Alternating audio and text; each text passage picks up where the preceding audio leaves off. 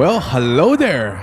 Welcome everybody to Misfits. This is the podcast where I speak to the rebels, the troublemakers, and the cool folks around Singapore. Try to see things as how they see it and learn from them. So some of this individual include Dr. Loretta Chen, who is the consultant for the Kingdom of Bhutan. Betty Lee, who at the age of 60 years old went backpacking around the world for 400 days. And today you have a treat. So we have the owner and head barman of Spiffy Dapper, infamously known as the worst bar in the world. Hey, but guess what? They're still making money, they're still profitable. So if you are a future cafe bar owner or if it's interested in F&B industry, there's so much gold nugget for you today. So, without further ado. Well, today we have George Abhishek with us here. He's the head barman, owner of Spiffy Dapper, unofficially a woodsmith, architect, engineer, and a serial explorer of failures. I'm actually officially an engineer. So he's officially an engineer, the rest are unofficially. If only diploma, then how? Are you technically an engineer? Maybe assistant engineer. Assistant engineer in Singapore sense, to be honest, I don't know. Just want to do a quick disclaimer and warning before we start the show. If you're on speaker right now, please be aware that there might be some F-bomb or a variety of indecency language being used. So of course George will put on his best behavior. But today's his birthday, so I don't want to stress him out too much. Yes. And welcome to the show. So George, really quickly, you've been here since the age of 16 and currently a PR, permanent resident of Singapore. Will you identify yourself culturally as Singaporean, or? Singaporean? Yeah? Yeah, or like a mix of Indian, Singaporean, Indiporian? Singaporean, I think I spent my young adulthood here, so I hung out at Far East and went to Hard Rock and saw Kumar and did reggae nights and hung out at Hendrix, and that was my 18th birthday, and so I guess I've done pretty much all the rites of passage except for NS. Yeah. But you don't need to do NS back in the days, right? Because right now they have this new plan whereby to get PR, No. still not yet. So if my child, it's my male child, would have to do NS. Okay. And if you were to get citizenship, do you need to do NS? No. No. Oh, that's No. great. It's not a practical situation. Like you can't have somebody who's like fucking 40 years old and like, hey, citizen say now go 2 years, go army, cannot, right? So it's not a practical situation for Singapore, I think.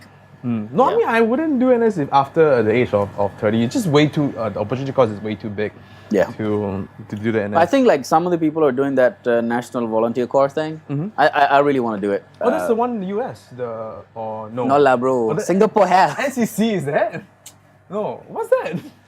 There's a thing where women and new citizens and permanent residents can serve in I think it's the Army Civil Defense or whatever for I think it's 2 weeks. 2 weeks. 2 weeks or a month or something like that. Actually, I want to touch a bit on India because I always heard opposing reviews of friends who have been to India.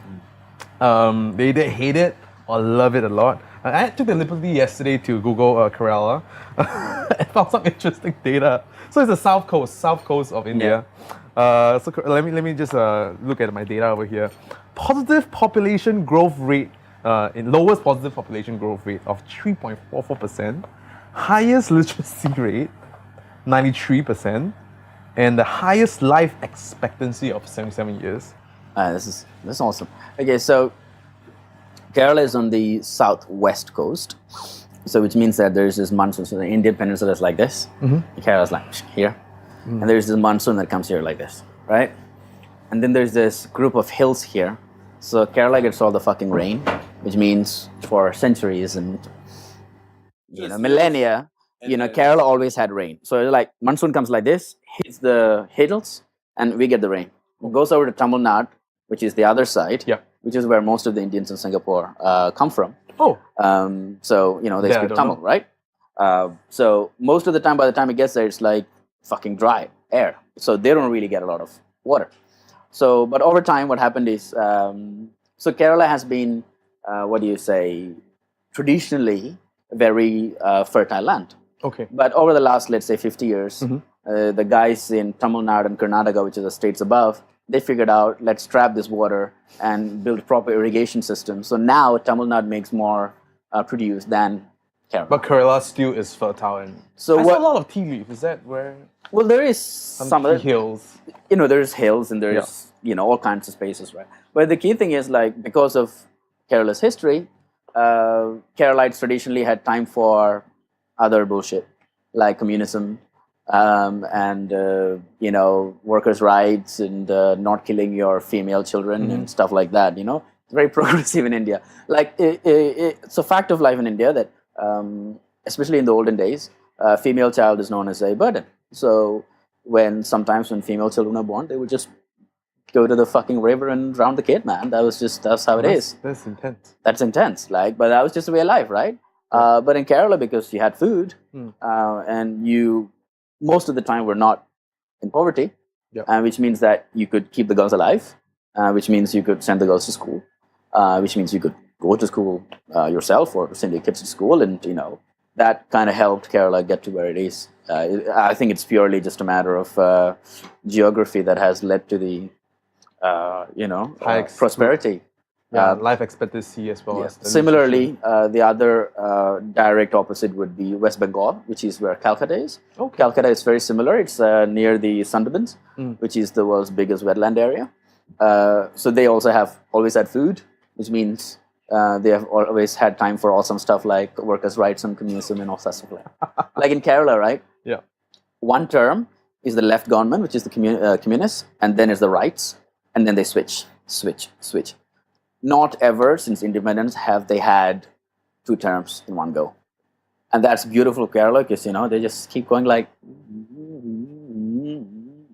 So does that like sort of deter the progress of the state, because it's moving from Progress one to the other? Progress can be looked in both ways. But so if you have if the right just go like this and the left just go like this, whatever it is, flip the curve, whatever. But it's not meeting the will of the people. But if the will of the people is like, I give you some power, then I take it back and I give it some power. So just like overall, the state kind of goes like this because the trade has traditional basics of prosperity. So they don't let anybody fuck it up on the long term. So I think This is a good thing. so. The Have a good thing Keralites have going done on. a good thing going on. Yeah. And you've been there since till the age of 16. Could you paint us like a picture of like your situation in Kerala? Do you stay in one of those boathouse that I saw on Wikipedia? Not allowed, bro. Do people stay there? I guess some people did back in the day. Like, no, it's I super don't know. cool. It's super cool. I think now it's only tourists do it. Like, people are normal, man. We live in like land and things like okay. that. Like, And how is your situation back in Kerala? It's like a so family and- my parents were actually missionaries. So we went around Kerala. So I lived in different parts of Kerala. But eventually, when I was, I think, 14, something like that, I came back to my hometown, which is basically like this big fucking hill.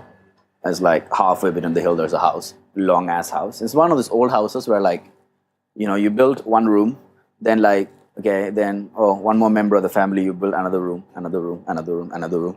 And like 50 years later, you have this long ass house with nothing above, just like this long house is like, and every room has 2 doors, right? So like you go to bedrooms and bedrooms and bedrooms, like both have like doors at 2 ends. It's a very weird house. And they have a long ass veranda, which they build after. So it's like one of those houses like, last time they used to build like that, like when families expand, you just build a room and build a room. This is one of those houses. now we know the story. I'm excited to go check out this long row of houses. It's Is there one a house. name for it? It's one house. It's one house, but it just But keeps it's- extending exactly. every time there's a new member of the family that came. Something like that.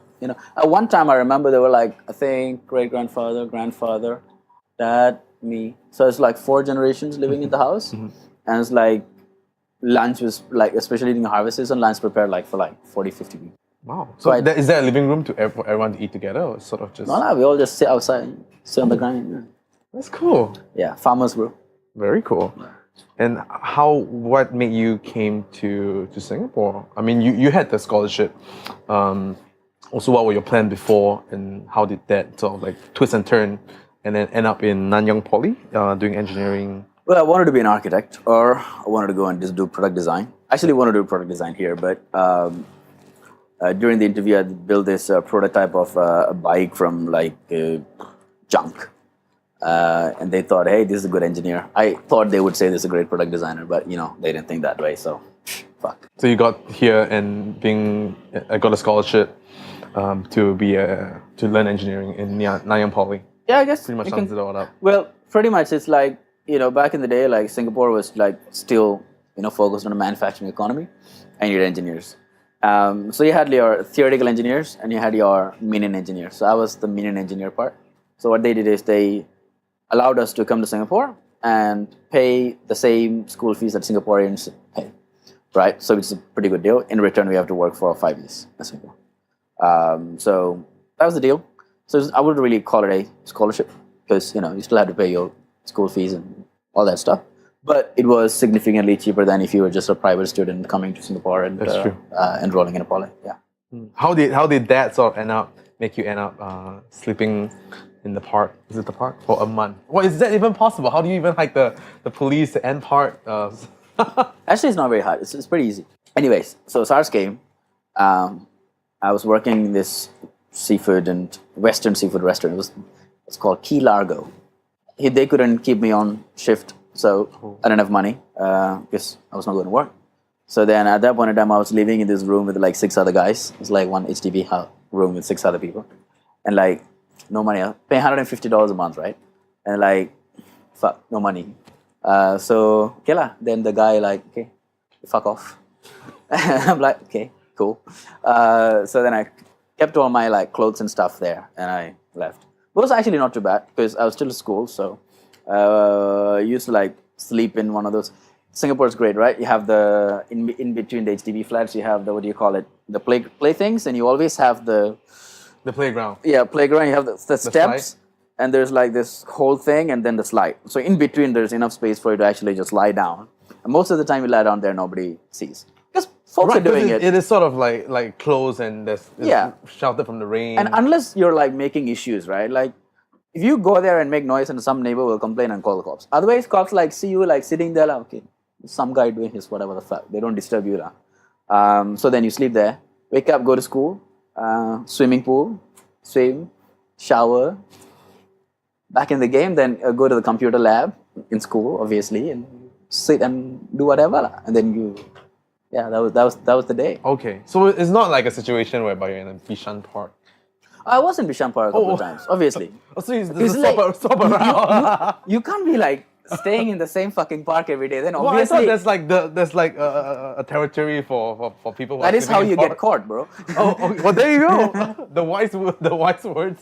So you're gonna move around. Okay. And what was food situation like when you had no money So at $20, right? per day? No, bro. Oh shit! What do you eat? So at that point in time, NTUC's bread was $1, Okay. right? So it was like back. I don't know. Gardenia, whatever. No, NTUC. bro. No. NTUC plain white bread. It was a big ass. And at that point in time, they had 20% more. Okay, yeah. It's So you're good like, now. it was $1, like Yeah. a flat $1. Then I had a Nutella, which was expensive purchase, $5, Right. right? And then, What's Nutella? Very fancy. and the ultimate treat was the Nariskis stewed pork with bamboo. So, How many days do you eat it for a month? just about a month, yeah. So you had about, I reckon you need 3 loaves per No, month. I go and then like, I sneak back into my friends' houses or whatever, like, just do my thing, like, Okay. It's not all the way, but it's Right, so you should put your bread and Nutella thing at the house. Oh, that was in the bag. Oh, that was in the bag. Yeah, so that Okay, was in the with bag. with the pork sometimes when Yes. you feel happy or Exactly, it's a good day, something like that. then you bring it out. Oh, it's a bad day. There's a limit to the number of porks you can buy with $20, you see. Yeah, Yeah, so it's a and one Nutella lasts you for a month. yeah, that's good. Yeah, Yeah. interesting choice. I think if I were to do it, I'll probably choose Nutella instead of peanut butter too. Interesting question. Why did it not have peanut butter? Oh, I know. Wait, okay, go for it. I think it's because probably needed to be I think you need to refrigerate peanut butter, right? You know, you don't. No? No, Oh. actually you shouldn't because then it's too hard. Same as Nutella too. I had this impression that you had to. Maybe that's why. Anyways, Yeah. yeah, that was hoboing in Singapore. And then what did you learn anything out of that trip? Oh, yeah, Reflecting back, like That was awesome. Like that was like the happiest time of my life, without doubt. So like I had a computer, like things like a boy like me needed was a computer, Medal of Honor, a bicycle, skateboard. I had everything. my life was complete before I got kicked out of the house. But then I didn't have anything because, well, you know, I think I sold the skateboard before I left. So my bicycle was at home, computer.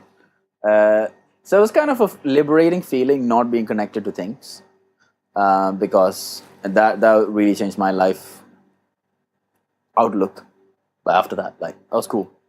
Like, I thought it'd be shit, but I mean, the first 2 nights probably is. No. will I be like, I got kicked out, whatever, let's go. You know, I thought like I'd smooth my way back in. You know, the next day, That like, didn't happen. then I kind of like tried to get in, then he's like, fuck off. So I was like, all right, that didn't work. So that was that. Yeah. And I think you adopt like a minimalism. I think it's very similar to traveling too. What you got, because when I do my backpacking, I realize that I only need the few things in my life that really makes me happy, and I could leave off very little. Yeah, absolutely. It's yeah, even now, like in my life, I need very few things. I need my MacBook, my charger, my phone. Clothes. Yeah, so clothes would be usually in one or similar color and a couple of pairs of jeans, some shoes. That's about it. Same here. Underwear, lots of underwear. I have more underwear than anything else. Yeah, so fast forward a little bit, you got your first job as a barman, and then you work really hard on it and make your way up to being a shareholder or director of sorts. And after which you had a blackout and left after a year and a half. But then you got dragged back in because of some mess that was. Can you just tell us a little bit of the story? So it was pretty simple. I mean, looking back at it.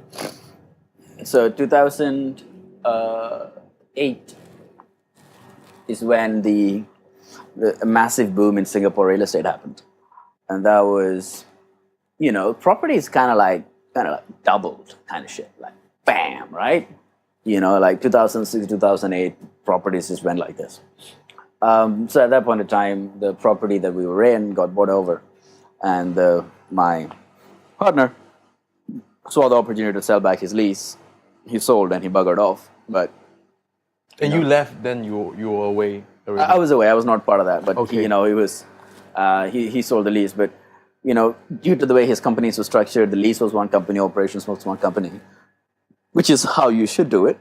After that, I very, very smart way of doing it. But anyways, but since I was the only PR director of a company, I had to fucking clear up the mess. That was hardcore. Just like, you know, things were unpaid, so I had to kind of go and figure out how to do it. Eventually, over the next 2-3 years, I learned the law and learned how to do accounts, and went to court a number of times, and you know, fucking. Why do you need to go to court? What happened there? So anytime you have Was that a small claim court? People that were both, so you have small claims and you have well, not the lawyer court law. That one not yet. But it's effectively you have a couple of stages. If, for example, it's very useful information. Yeah, I actually want to know. So if you don't file your returns, right? Yeah. Or your taxes, they wait for a long time, a fucking long time. It's like 2 years, 3 years. They wait for you, and then they send you a letter with an offer for composition. Okay. Right, which means that if by this time you do, then you pay a fine, you're done, finish. Right? Okay. And then you still never do, then they ask you to go to court. Okay. Right? So you have to go to the court.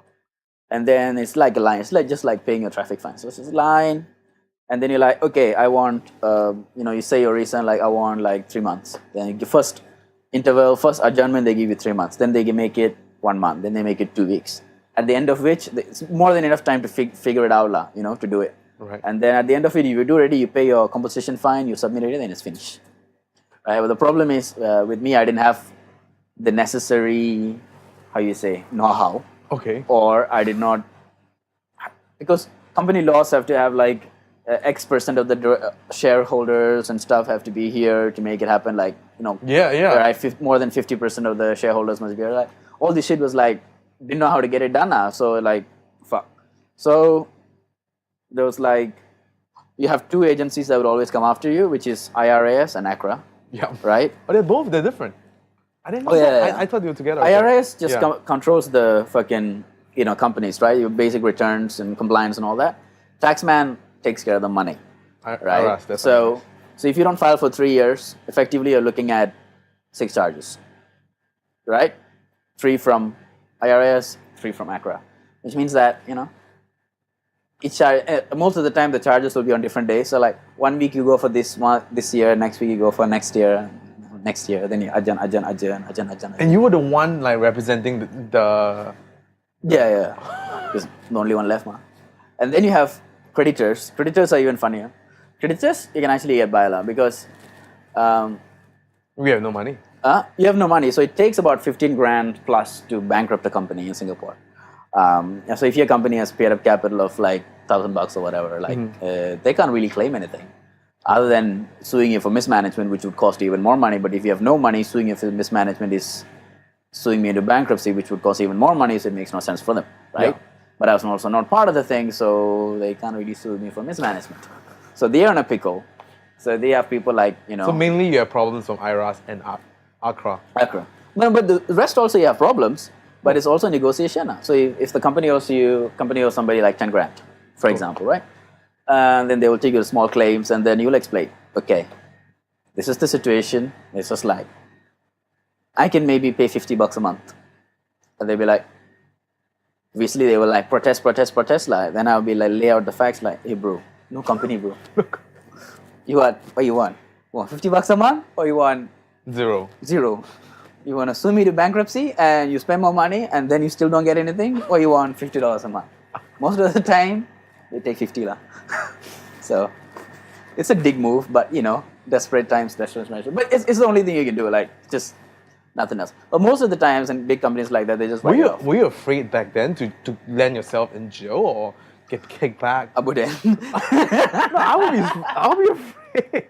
So like for the first like 1.5 years, I was like, fuck this shit, right? Yeah. I was like, I'm gonna go to prison anyways, and I was like, maybe I'll go to prison. I'll write a novel that will, win the Booker Prize or something like that. So it's like, let's just go to prison, man. Very, very positive attitude right? to it. Because so then I thought, so I spent like the first 1.5 years just like drinking, going on stupid dates, maxing out all my credit cards, just like doing it. Then like 1.5 years later, I was like, okay, this is not good. Let's just like, take control back and then, figure it out. Would you say that would be one of like the toughest period in your life? Yeah. Yeah, I guess. Well, it's a stupid period, I think. Just like, I would say coward. I did not have the balls to kind of look into what was coming at me. So, but once I had the balls to kind of look at it and just like, okay, fuck it, just gonna deal with it, How do you get out of that situation? I mean, like, I know the technicalities of that, but more like psychologically, what flipped, Or is there any person, books, or anything that? Actually, it was not like an immediate thing. So what happened was, I was on this path, right? So I was working at a Marriott Vacation Club. I was doing telemarketing. I was working a pilot internet marketing project and all that. So I had like, my head was, and at the same time I was running a small record label. When was that? It's called 108 Fashion. It's still around, I think. It's a hip hop label. And then I had like all this shit on my head, right? And I used to be very good at remembering things, and I could kind of apply, but my head was always like. So then I was just figuring out how to like be more productive. What his name? Anyways, there was this guy. There was this book, and his idea was open loops and closed loops. Open loops are the things you don't know the answer to. Closed loops are the things you know the answer to. If you know the answer to something, you don't think about it that much. That's it. Finish. Hard drive somewhere, stored. Open loops, you're always like trying to process, right? Yeah. So as we grow in life, the open loops are like around our head. So you kind of like only see straightforward because your periphery is all these things that you're always thinking about. All these people are stressed or kind of like freaking, think too much, overthink. They usually cannot see the periphery because the brain is just too fucking taxed. So I thought, hey, this is kind of cool. So Getting Things Done, I think that's the name of the book. Okay, I think I know. Yeah. What book you're talking about. Yeah, so that was the idea. So I basically did a brain dump thing, which is basically writing down everything in your head, like without thinking. And then he had this thing of tasks, projects, obligations, responsibilities, goals, or something like that. Then I arranged it based on that. So I dumped everything. Then I basically arranged, or taxonomy work, right? Then I had this massive Excel sheet. And then it was not very practical. So I started moving that into a mind map. I had this big ass mind map. And then for the first time, I could actually see me, right? So like my fucking brain looking back at me kind of thing. And when I like looked at that, I was like, oh my God, you're an idiot. You know, that was like very plain and clear as to what my problems were. Where was that? What was that back then that you're trying to fix? Well, my problem was I had too many things around my head that I couldn't see what was happening around me. So because of that, most of the problems that I had could be solved with a little bit of common sense. But because I was overthinking everything, I was just looking at it too straight. I did not think about how to fix it. So when I kind of like did the brain dump and the mind map, all of a sudden, things that were on the side, just clouding kind of went away, and I could kind of see things a lot clearly. And just having that allowed me to process things a lot better. So it was not like, wow, nirvana fucking moment, fucking eureka moment, right? It was more like, over time, the brain slowly figured out, hey, you know, we could make this process work a little bit better. Let's create some more synapses and fucking look at this problem in a different way. And I think that's really what happened. This is a slow process, you know. Took about Is there someone who introduced you to that book, or sort of just like a chance encounter that fall into your lap at the right time? So, yeah, I knew my life was shit. That much I knew. So I went to the library, NLB in Central, the fucking Bugis one, right? The big one. Oh yeah, okay. So I was working on Sia Street. So I used to go there to read pretty much all the time. Yeah. So then there was a section of audiobooks, a couple of books. One was Dale Carnegie's Class Act System, which I started, and that was very important for me. That was a big part of what because I came here and I basically grew up without a father figure to guide me throughout. My first boss was kind of a father figure, but you know that went to kind of shits. So you know I had to find something to kind of train me, because as a young man you definitely need somebody who tells you what it means to be a man, how to be a dude, right? Yeah. You know, like you don't fucking just learn that. You gotta somebody's gotta teach you, somebody's gotta show you the way. So the Dale Carnegie system was really good because I stopped making excuses. I think that was maybe a pivotal point. Like they had this chapter about taking responsibility. Like sometimes when even it's not your fault, fucking take responsibility, own the problem, solve the problem, get on with it. And then the next book was, you know, this getting things done. So it was audio books, and I would just like listen to them on the way to work on the train. Yeah. And then that was great. Yeah, that I think that really changed.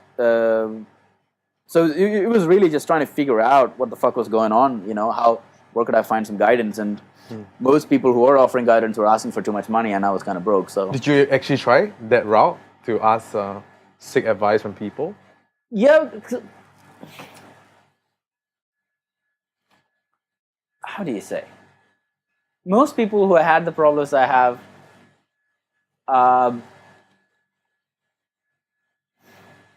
well, they want easy solutions, right? Everybody wants easy solutions. They want the blue pill. Yeah, and most people who helped or who were available for help like that, they wanted to give you the blue pill. But the blue pill situation was not something that could help me, because it's just I hate taking advice. You know, like we'll come to that. I love it. You know, like if you tell me a fucking train is coming at me and I can't see it, I'm not gonna fucking believe you. Open my eyes and I'll be fucking running, right? Yeah. So like I realized that I had to fucking see for myself. Like I have this best friend, Tony. Mm-hmm. Every single screw up I've done in my life, he has predicted every time I get into it. Like I like do this, right? I'm like, dude, that's gonna end up fucked. I'm like, I'll do it. 6 months later, I'm like, dude, that was fucked, right? And he'll be like, yeah. I told you so. These days, he's kind of like given up on saying I told you so, because it's Right. like, fucking, 14, 15 years of saying that, he's kind of like given up. Yeah. But, I really have to go and see for myself what the problem is, and eventually I figure it out. So I guess I had to dig my way through it, Just, What did Tony say about Swift Dapper when it first opened? Was this a moment that you proved do you him know wrong? what? This is the only thing when I went into it, he's like, okay, this could work. He said this could work. Yeah. So he still predicted it correctly. I know, right? Wow, this guy is a genius of sorts. He's actually a genius.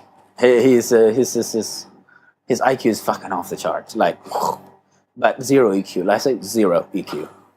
Like, he can run any process through his head, like, oh, right, supercomputer, right? But then he'll be like, with like very common social situations that we used to, he will ask me questions very seriously. At first, I was like, fucking, serious? I'd be like, oh, this is a real problem. Like, you cannot comment on the size of a woman's breast. It's not exactly kosher. Is Singaporean? No. Actually, he's Singaporean now. Oh wow, Yeah. Chinese dude. No, so he's Indian. He came on the same flight with me, but he already took his citizenship a long time ago. Right. I haven't because, honestly speaking, I just haven't had the time to fill up all the shit. It's just like, Okay. Would you? oh, I really want to. Okay. Like, I've been wanting to. I know. Actually, one of my questions is that would you actually go back to Kerala, maybe open a Swift Dapper there? No, man, Singapore's home. Okay. Like, I went back in India a couple of times. Like, I'm on the flight back. I land to Changi, and I'm like, yes, home. I'm safe. I go to Bali, I come back, I'm safe. Like, everywhere, man. Just like, I'm pampered. You seem to have a lot of good things to say about Singapore. Do you want to share a few? Just kick some common misconception out of the way for our bratty little kids. Okay, I guess it's a common thing in every culture. You see that in America, you see that in Singapore, everywhere really. Immigrants work hard. Fact of life. If you're born in a country, and even children who are children of immigrants who've been born here in better situations, they don't have the same drive that immigrants do. So going through crappy situations definitely gives you a little bit of perspective on, what you want to do with your life, right? So Singapore right now has this fucking great place for somebody who's willing to work hard for an opportunity, right? And obviously there's a lot of, stuff that's, if you look deep down, there's wrong about it. Like, people talk about the arts and culture thing. But if you look at it on a more larger scale, I mean, right now we look at Venice as, fucking space of culture and everything. But if you look at when the city was founded, it was really a place for merchants, and which is what Singapore is now. And over time, Venice became the patron of the arts, right? And now it's known for that culture. It's an old thing. So as far as that goes, Singapore is a really young country. And we're already making those strides from a fully manufacturing-based economy. We're trying to like push ourselves through, to find the heart of this country. And I don't expect the country to find it like tomorrow. And it's going to be maybe the next 40 years, 50 fully years, agree with you. right? Yeah. But eventually the process will happen because, the diaspora is getting self-actualized. Yeah. The basic issues are gone. I guess the last maybe 40 years, after independence, maybe 30, 40 years, was figuring out food, clothing, and shelter shit. Now we're trying to figure out who the fuck are we as a people. So there's obviously things that could be improved and all that stuff, but the fact remains that if you try reasonably hard, you can make it here.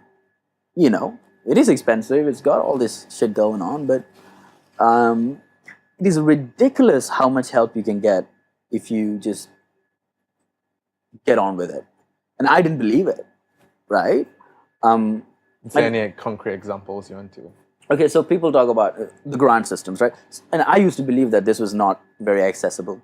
But the fact is that if you actually spend the time to solve a problem, and if you go and talk to the right people, when I said talk to the right people, it's not like they're like in mystery. It's pretty much everything's there. Like, okay, you want to do this project, like there's the right people to talk to. Obviously, you have to go through you have to write some fucking, what do you call it, proposals and all that stuff. It's not like, coming straight at you, but there's support to be had. And even if you have a normal idea, if you want to just go to private equity or whatever, there are so many angels, so much disposable income that is there for you to support whatever the fuck it is that you want to do. We'll come back to that actually. Yeah. That's one of the things I want to talk to you about. So like Singapore's okay, bro. Yeah, no, I fully agree with you. I just want to get more concrete examples so people wouldn't think that we're talking air. Oh yeah, I'll tell you. No, I mean that example is great. The company thing, right? Like Yeah. I'll tell you, starting up a fucking company in other places, in other parts of the world, is so hard. Here, right? $300. the paperwork, right? Right. $300, 15 minutes, private limited company is registered. 2 days later, open a bank account, you're in business, bro. You have an idea, next week, you can start charging people for it with a fucking checkbook. Hard to do anywhere else in the world. Anywhere else in the world. Can you give a comparison, like if you're in Kerala right now, how long would that process take? You wouldn't even know. You would, obviously the first thing, the thing is not online, right? So you got to do it like normal. Then you got to, and you probably have to go through a lawyer to get all this shit done because there is no like, Oh my God. okay, simplest thing that helps set up a company here. Yeah. When you go online to set up a private limited company, they give you a sample memorandum of articles. Normally, to do that, you have to go through a lawyer to get a thing done and submit it, right? In Singapore, they cut the process. So here's a sample that you can basically use ad hoc and just get your process going. Like you're not tied to all the rest of the crap. And another thing is Singapore doesn't really give a shit about your annual returns and stuff until you become big. They understand that small companies, you're too busy building the business that you may not have time or money to hire an accountant to do it. Usually the government does not get on your ass until you're, 3 years down and you haven't given any kind of, Taxes. compliance. Yeah. And then we'll be like, okay, man, just like back up here. Let's just get work this on shit it. together, right? And even then, they give you so much fucking time to like, okay, guys, this is what we do. And even when, like, for example, ACRA stuff, right? So when they go through the whole, what do you call it? The law thing, take you to the court. Yeah. They actually have a meeting Okay. or a seminar you can go to for new directors. You can go and learn how to figure such out. And then these guys will teach you, right, this is how you do it. And then you actually get your composition fees written off, kind of thing. It is the smallest things, but That's great, right? I didn't know that. right? It's a super small things, but it takes so much off your head. And also, like, even like expansion. Last year, they made, back in the day, or like 2015 early, if you had one corporate shareholder, you had to go through auditing. Auditing is a $5,000 process, roughly, right? Just crazy, depending on the transaction, all that stuff. $3,000 to $5,000 every year. But now, if your group has less than $10 million in group revenue, you don't have to do audits. That makes sense, right? So you could have like multiple companies and everything's doing business, and all of a sudden you don't have to spend Yeah, thank you for the example. $5,000. That is like, great. That kind of stuff is fucking brilliant. That But then again, pretty much everything I'm saying is from a business person's point of view. Yeah, So of I guess, course. The civic liberties and all that stuff, there's this whole, Muddle area that you don't dive abyss, let's put it that way. in. Okay. But like I said, Yeah. it's just Singapore's only learning to get to that level of understand freedom even. Yeah. Really. Let's switch gear a bit and go back to first job, and after that, actually, I got to know you through a crowdfunding project. You were building a. That was when you have beard, full on beard. Yep. And you were carpenting away, and building a co-working space. What did that happen? I mean, which I didn't contribute, by the way. So I'm sorry. It's all good. What happened? It did- What's the story? Yeah. So I had Spiffy, Yeah. and I wanted to move Spiffy to a new location because, that location was getting too... It was a small place. It was like 400 square foot, 500 square foot kind of space. So what was the first location? What's that? Yeah, first location of Not the Spiffy. one at River Valley. Boat Quay. Oh, Boat Quay, correct. Right. Okay. So then I wanted to get a space, so I found this place in Little India, and I go and sign the fucking lease. So it's like 3 stories, 3 stories. right? But it's Little India, so it's kind of cheap, right? Okay. I was perfect for the business. So we had space for a cafe, space for a bar, everything, right? And then 2 fucking days after I signed the lease, the riots in Little India happened, right? And I'm like, So what happens is, in situations like that, Singapore basically goes into bureaucratic shutdown mode because, nobody knows how to deal with it. So that URA basically wouldn't process any applications because, you don't want to be the guy who approved a bar after a drinking problem. But then they wouldn't even give me a conversion to a cafe license because just like they wouldn't. It was just even more maddening because like after the hoo-ha died down, like a year later, the guy opposite me got a change of views. I'm like, anyways, so after so at first I was trying to do the bar, but that wasn't going to work out. So I tried to reapply, create a cafe concept, try to do that. So that didn't work out. At the same time, while running Spiffy at Boat Quay. Yes. Then I thought, okay, everything's going to shit. The only thing I can use it for is its current use because I have a 4.5-year lease. I paid 50 grand. Which is actually really smart because you want to do a long lease. So that's the rent control thing. Exactly. So I did everything right, except that, thank God to my fellow countrymen. They royally ass-fucked me.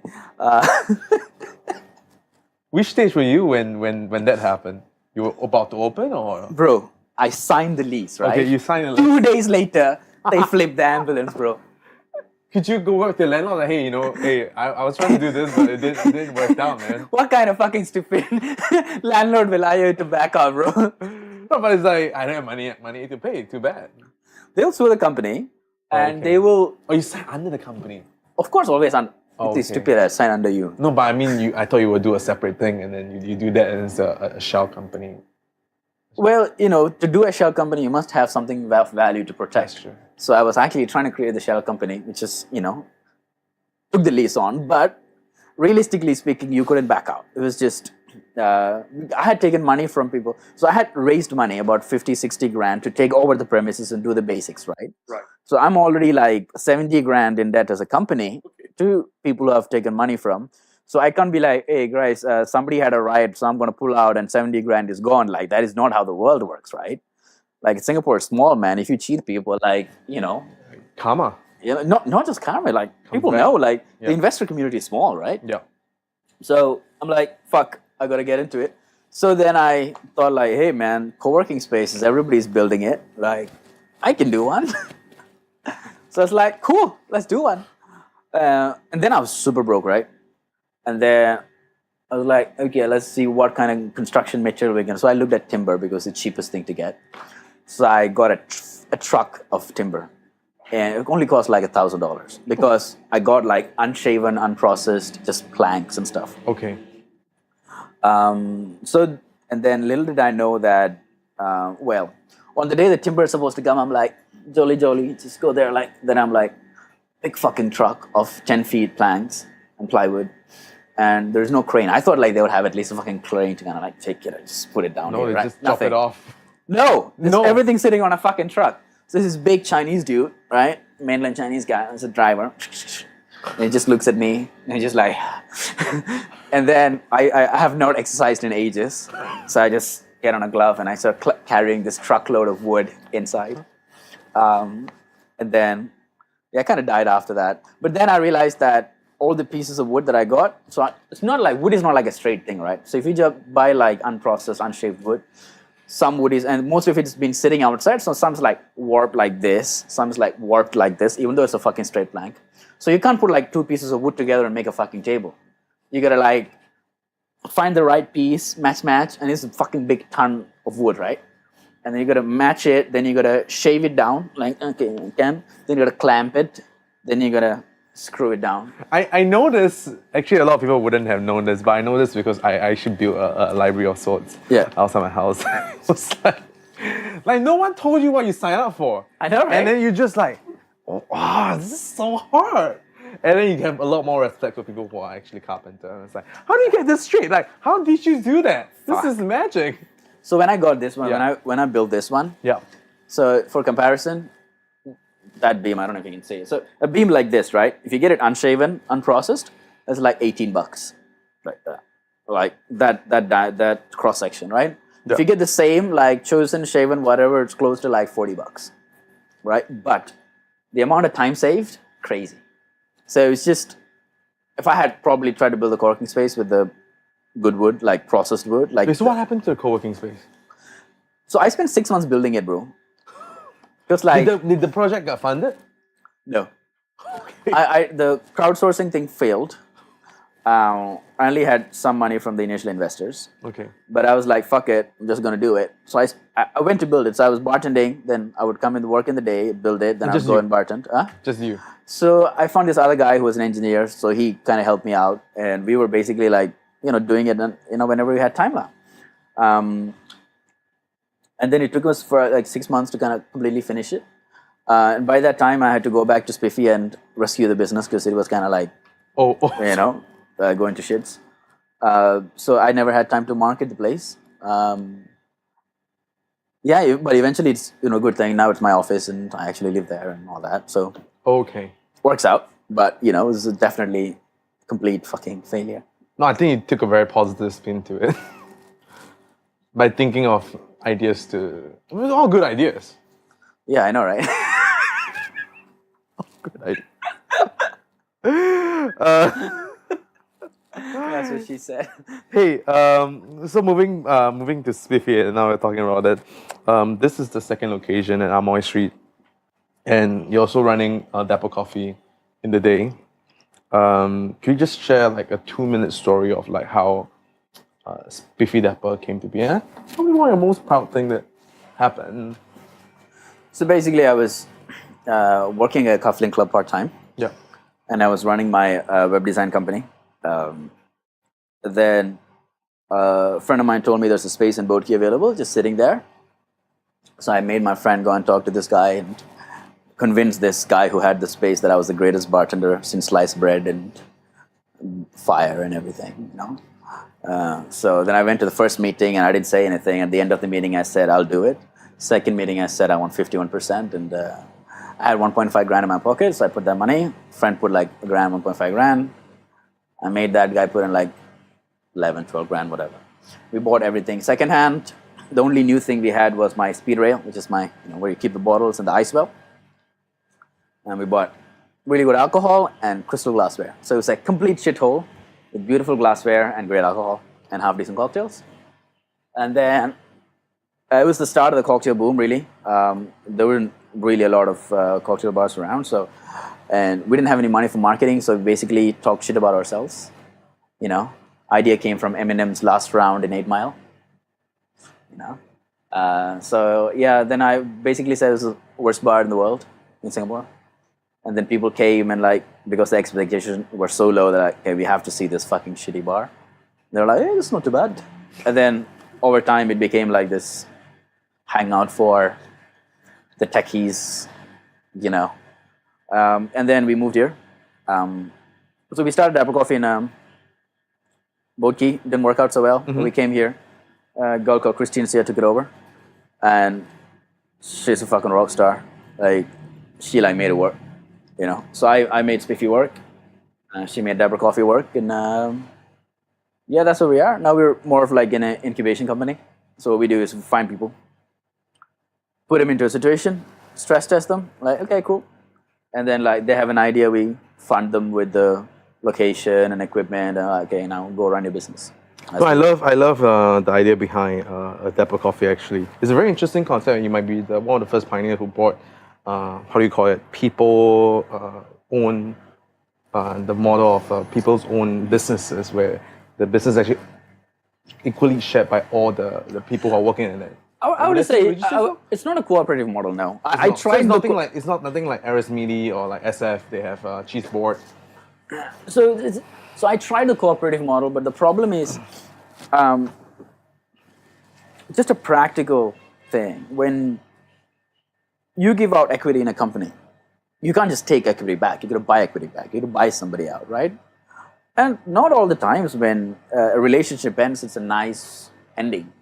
So you have all these remnants lying around. You don't want that. So what? And I did like direct equity, just giving it out and sharing it at first couple of times. But when things went to shit, I had a lot of cleanup work to do, and I don't want to do that. So what we do now is we provide a safe situation where they don't have to put any risk. So they still get paid their salary. We do all the investment, but over time they get stock options. So let's say in 5 years, you could own like 20, 30% of the company, something like that. So that way, if let's say you fuck off in 3 years, you still have what you worked for, but it's not like everything. I could find somebody else to replace and assign their stock option to somebody else. So it gives a little bit more freedom, right? So and obviously at a later time, if the person has money and want to buy us out and take the business for themselves, they can do that. But I do like it's almost like a tech model or angel investing style of creating businesses, because otherwise it's very hard to control losses, really. Because that's going to happen without a doubt. That somebody's going to screw up and you're going to lose some money. So I guess the key thing is to control how much you lose and how much cleanup you have to do after you lose it.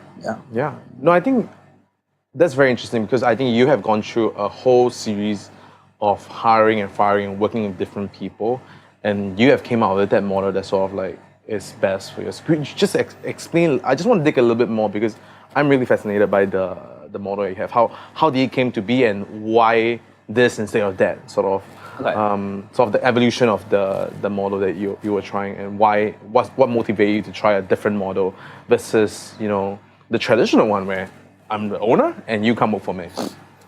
So the owner-employee model works when you have a fair amount of startup capital and you have a good OPEX going, which means for the next 6 months, you're not worried about money. Your business can only be doing okay, but you're going to pump into marketing, you're going to do everything on time, like bang, bang, right? And then usually that's what people do. They have enough capital, and when the business does well, they incentivize certain people on a revenue share or something like that, on targets, so that the business goes okay. But the problem with that model is, number one, there's only so many people you can incentivize without drastically cutting into your margins. Second thing is, I have seen so many bartenders or baristas or cooks who've gone into profit share agreements with their bosses. 2 years later, the boss is like, you're out. All of a sudden, they spend like 2 years building something. Of course, they made some money in between, but they also took some of the risk, right? There's salary plus profit share. But they have nothing to show for it. Like, back to fucking zero, right? You could have been like rolling with fucking 6-7 grand a month, but all of a sudden, the boss decided to cancel your contract because you were so good at the job that you have delegated everything and you're just supervising. And all of a sudden he realizes that, wait, I don't need to give you that money. I can keep that money for themselves, and you're fired. So from an employee perspective, I did not want to do that to people. So that's why I went on the equity side of things. Equity side means that you only make money when the business actually decides to reward its stakeholders, which is dividends. And I want people to buy into the idea that it is not about money. It is about, not just about money, really. You got to build a business, but you got to take care of people. If you take care of people, your business will grow. So I want to incentivize people to make themselves useless.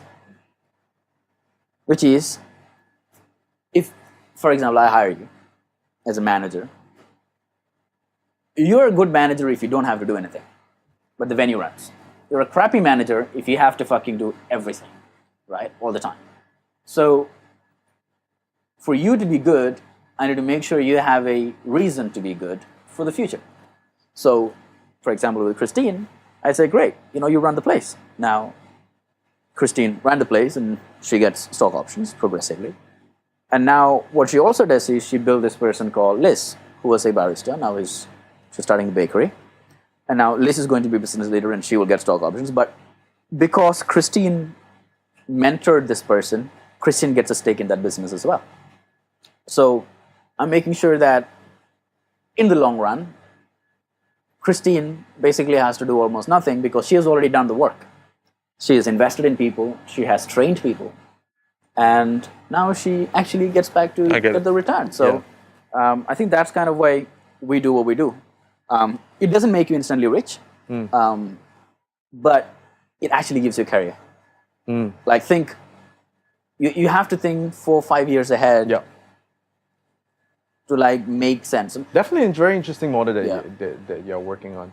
I mean, I just want to put this in within 60 minutes, so I'm just going to skip ahead and then ask you what I want to ask you actually is about the financing game.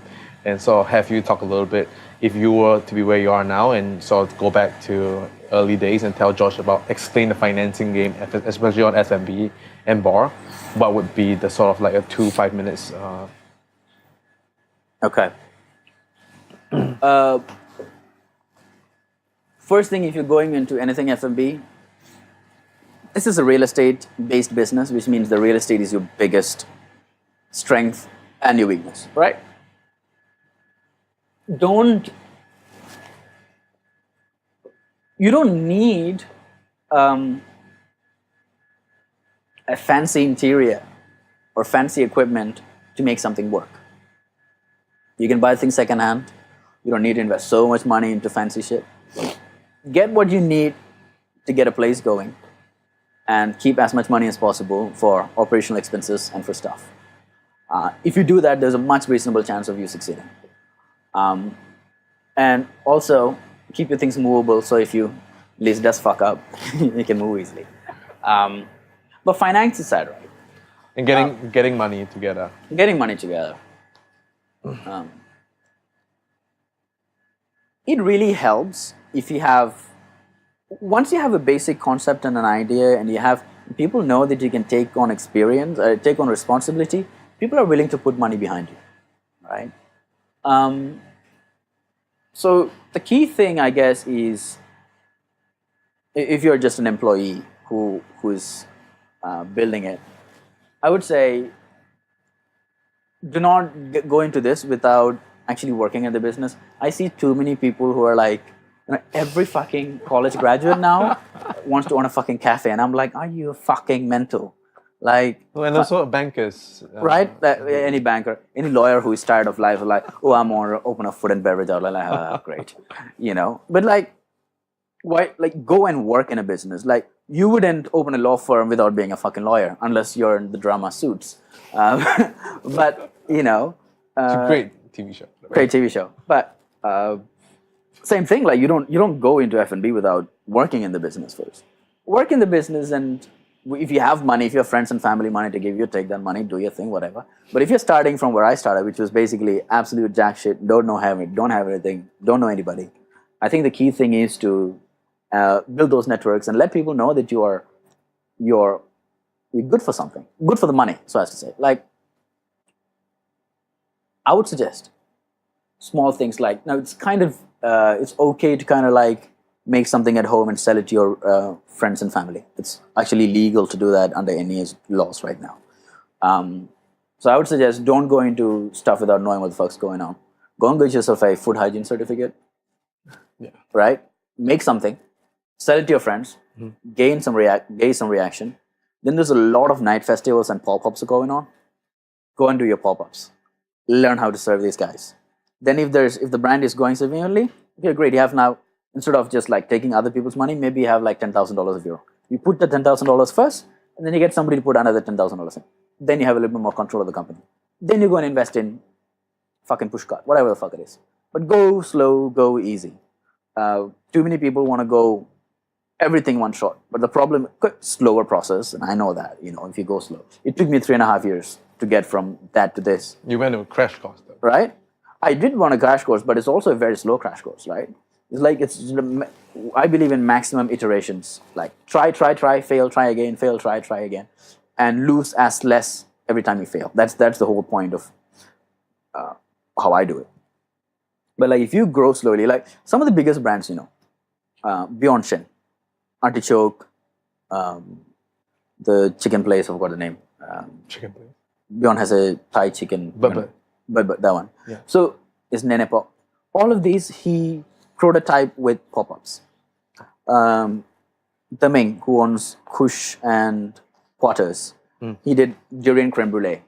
Made it, sold it at pop-ups, got traction, asked people to buy money. Park Bench Delhi, same deal.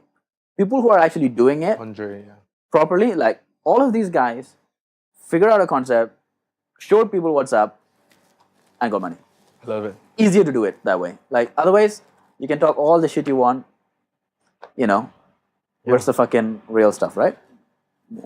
Yeah, so let's move on to some quick questions, but you don't need to answer quick. This one I'll flip it a little bit actually. If your 18-year-old self were to travel in time to meet you, what advice would he give you? Don't change. Don't change.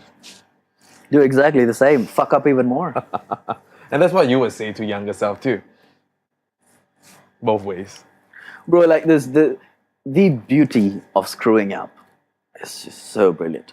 And I think the coolest fucking verse ever is like, failure is not the end of things. It's just figuring out how to win. It's just hacking at something and figuring out how to get around a problem. There are obviously some very smart people who became billionaires like that. There are. And that entrepreneur porn is what's driving a lot of people, right? But if you look at majority of startups, majority of businesses, they're created by people who are around 35 to 40 years old, 45 years old. People who have worked in a business, understood a fucking business, and hey, let's change this fucker. And to do that, the only way to understand what the fuck is going on is go fucking mental at hacking what the fuck is going on. Are you gonna spend, let's say if you're 20, you're gonna spend the fucking next 15 years failing at fucking everything. But in about 15 years, you'll be like, if you have tried hard enough at failing, you'll figure out how to win. That's it. There's no shortcut on that. No blue pill. Yeah, no blue pill. Would you any books to recommend or documentaries? Top three. Top three. Books. It's tough. I would read, the books aside, I would read anything by Jack London. Jack London was the first writing superstar. He's a guy who came out of poverty, wrote, but everything he wrote, he experienced. He went to the gold rush. He went on a whaling ship. He was an oyster pirate. He was a man of experience who wrote about his experience. And the person to come after that was Hemingway. So it was Hemingway's granddad, if you could look at that. And the stuff he wrote, everybody knows him for White Fang and Call of the Wild, which is his two well-known children's books. But pretty much all his writings talk about man and nature, man and man, nature and nature. That's just is a very gritty way of looking, a very pragmatic way of looking at life. So I think that's one author you have to read. One book that I read that changed, it's very hard to find. It's called Brandstorm, A Story of Love and Betrayal. That is when I got the idea of different economies, the barter economy, the industrial economy, the knowledge economy, and the human economy. That really changed, fundamentally changed. Brandstorm. A Story of Love and Betrayal, something like that. You can find it used on Amazon. It's out of print. Wow. Kindle. It is. Kindle version, maybe. No, it's used books. Oh wow. Okay. It's definitely out of print. Fucking hard to get. But like I read it in Nanyang Polytechnic's library just by chance, and it blew my mind. Like just changed the way I think about the world. So it forced me to look at shit. How has our processes changed? How has economy changed based on? And like for example, when the forums and stuff came, that was a knowledge economy because you have all this fucking knowledge, and now so that was the information economy. Now we're in the knowledge economy where we are like information. Let's figure out what the fuck it is going on. But now we're all moving into the human economy where we are kind of saying what the fuck we want, and people are actually giving it to us. Kind of. Last book, I guess, recently, Connectography. It is a new book, Parakana or something like that. this guy is basically, I'm actually reading that book right now. It's fucking brilliant. Um, the concept of the book is very simple. What would the world be if all boundaries were eliminated because of how we're connected? Wow. And it's just looking at, if global warming continues, where is going to be agriculture? In fact, it's actually going to be in Canada and Russia. Interestingly, in 100 years, that will be where most of agriculture will be done. How super cities will be more powerful than countries. Things like that. So I think Connectography is a fucking brilliant book Great. to read to kind of like understand where we're going to be for the next, 100 years. So that's a brilliant book to look at. Well, I'm adding it to my reading list. Morning routines or routines and habits that you find important to you?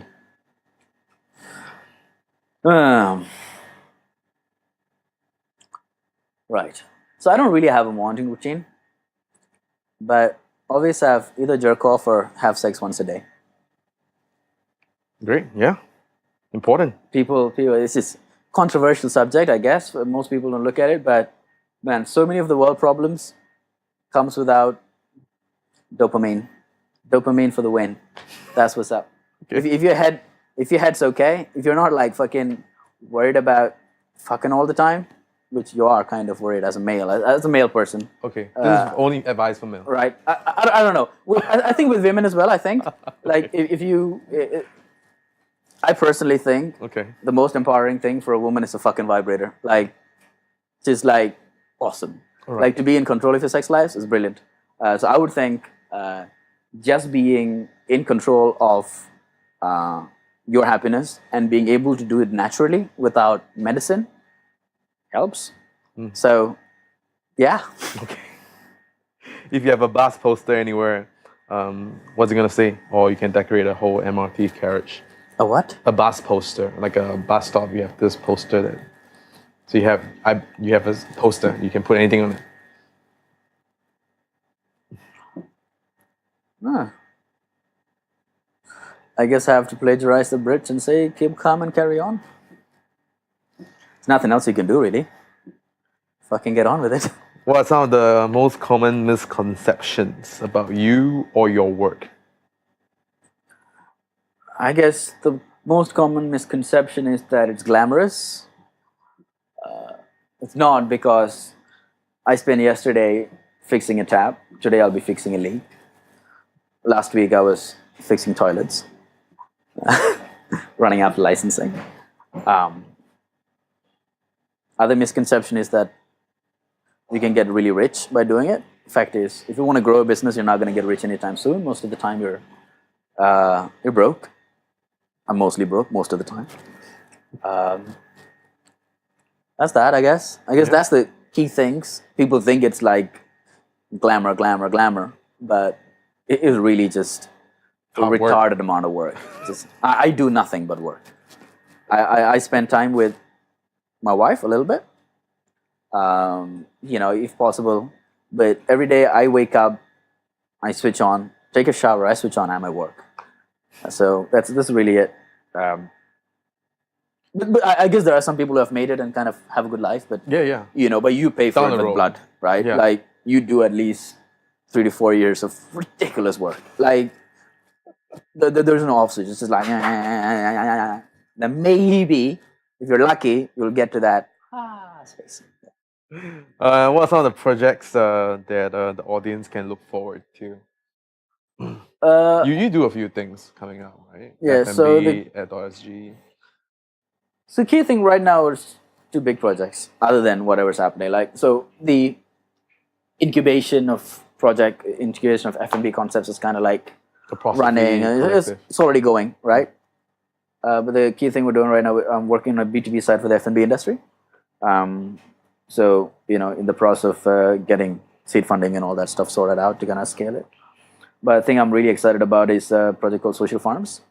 It is my big kahuna project to feed the world kind of thing.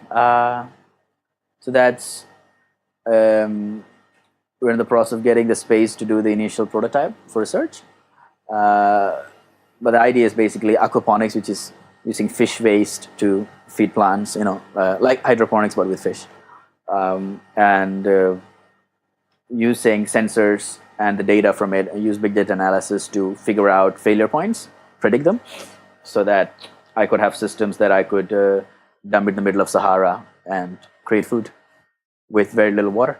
All I need is the sun and a little bit of, top up on the water tank once in a while, and I could have sustainable farms anywhere in the world. So it's driven by the idea that in the next 30 to 50 years, most of our food basins will not be arable. We will not be able to produce food. And even though we have very good production of grains, and but we haven't figured out proteins and decentralized production of greens for majority of the world's population. So I want to figure out how I can use technology to help people kind of like be in control of their food supplies. That's awesome. So where can people find you on the internet? Just to wrap it off. Just Google, follow you, follow your work. Google Abhishek Cherry and George, I guess. I'm the only guy with that name in the world. Okay. There we go. We're done. Thank you. Yeah, thank you. What's up, guys? You still around? That is crazy. Actually, I'm not sure if I'm talking to anyone at all. But if you are out there, if you're listening to this thing, listening to this podcast, please send me an email, because I do not know if actually anyone listens to this thing, because it's so long. So reach out, say hi, do anything, and tell me if you like it, you hate it, or if there's any room for improvement. That said, the links and all show notes can be found on the website. It's bryanvictor.com, BRYANVICTOR.com. So thank you so much again, and have a great day ahead.